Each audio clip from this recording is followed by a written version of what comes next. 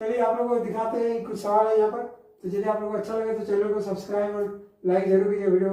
यहाँ पर देखिए कुछ आपका इंपॉर्टेंट सवाल है, ठीक है। ये ऑब्जेक्टिव पूछते हैं, कंफ्यूजन करते हैं बच्चे, तो इसको ध्यान दीजिए, क्लास 10 बोर्ड के लिए।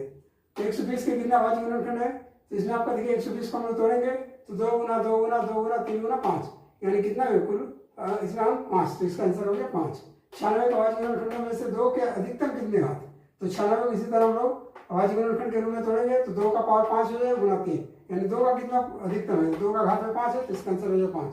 इसी तरह आप कैसा सवाल दे सकते हैं? 120 बराबर 2 का पावर x गुना 3 का पावर 1 गुना 5 का पावर 1। तो देखिए ऊपर हम लोग यहाँ पर तोड़ चुके हैं, इसी हम लोग इसी रूप में लिख देंगे 2 का घात 3, 3 का घात 1 और 5 का घात 1। तो आपका यहाँ पर 2 का घात में कुछ, यहाँ पर x का मान पूछ रहा है, तो 2 का घात में जो 3 है वही आपका x का मान होगा, तो आपका यहाँ पर x का आंसर हो जाएगा, मतलब x का 3 हो जाएगा, इसका ऑप्शन नंबर सी हो जाएगा। इसी तरह क्वेश्चन नंबर 4 देखिए 0, 5 और 0 का HCF, ऐसा सवाल आपको पिछला साल पूछ भी चुका है। तो इसको देखिए, इसमें कंफ्यूजन नहीं करना। जब HCF है तो आपको जितना ज्यादा नंबर है, जैसे मान लीजिए यहाँ पर 6, 7 जो भी रहे वही आपका आंसर हो जाएगा।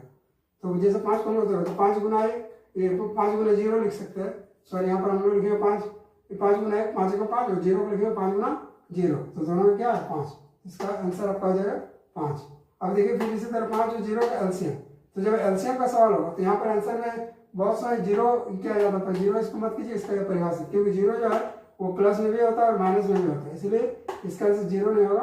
5 और 0 को हम लोग इसका जो है एलसीएम नहीं निकाल सकते, इसको हम लोग अपरिभाषित के रूप में दर्शाएंगे। और 2 क्रमिक सम संख्या होगा HCF, तो सम में क्या हो गया, जैसे आपका 2, 4, 6 ये सब 2 लगातार है, तो जैसे मान लीजिए 2 और 4 को करेंगे तो 2 का अब ये गुणनखंड करें तो 2 एकम 2 और 4 को हम लोग क्या कर सकते हैं 2 दूनी 4, तो इसमें आपका अधिकतम क्या मिला 2 मिला, तो उसका आंसर 2 हो जाएगा। 2 क्रमिक विषम संख्याओं का HCF, अब इसमें आपका HCF में क्या आ जाएगा, विषम बोला तो 1, 3 मान लीजिए आपका 1, 3 हो गया, 3, 5 हो गया, तो इसका गुणनखंड में जैसे 3 है तो 3 एकम 3, 5 तो 5 एकम 5 दोनों मिला के 1, इसका आंसर 1 हो जाएगा।